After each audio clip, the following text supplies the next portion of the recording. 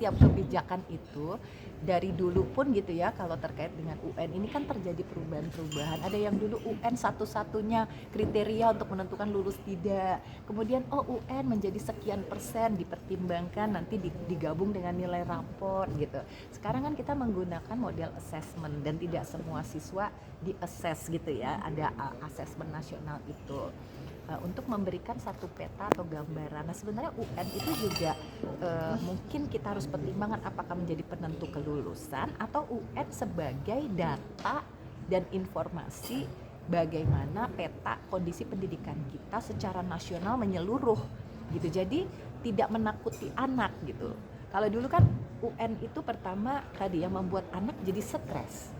Kedua banyak kecurangan juga di dalam UN, kebocoran inget nggak yang jadi karena mereka tahu UN menjadi satu-satunya alat untuk nanti juga masuk mungkin ke sekolah yang lebih tinggi pakai UN. Nah akhirnya UN-nya juga disalahgunakan. Nah jadi setiap aturan apapun pasti ada celah kelemahannya. Nah ini yang harus kita perbaiki gitu. Jadi apakah UN akan digunakan lagi atau tidak, kita juga jangan setback. Kan kita dulu mengubah UN dihapuskan juga karena ada satu masukan. Nah itu diubah. Nah sekarang ada kelemahan apa dengan ini? Kalaupun nanti ada satu mapping data nasional tentang hasil belajar, itu juga oke, asal jangan tadi misalnya membuat anak dan orang tua sedemikian rupa gitu jadi tertekan.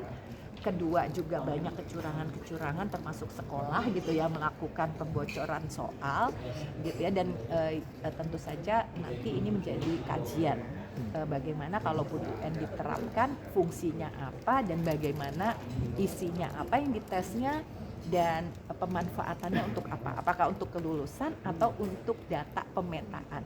Jadi jangan takut, kalau dulu kan sekolah takut ya kalau UN-nya jelek karena nanti dia tidak diberikan insentif. Kalau UN-nya nilainya bagus baru dikasih program. Jadi akhirnya ditinggi-tinggiin semua kan, termasuk dengan berbagai cara itu.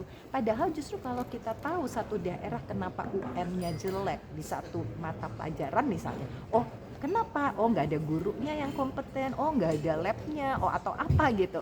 Jadi kita justru bisa jadi satu daerah yang UN-nya jelek harus kita perhatikan lebih besar kalau itu sebagai data. Tapi kalau sebagai penilaian, jadi yang bagus yang dikasih insentif, UN-nya yang jelek dibiarkan, tidak diberi program. Itu juga jadi bagaimana nanti BKD bisa memberi masukan bagaimana sebuah data seperti hasil UN ini bisa secara bijak digunakan. Berarti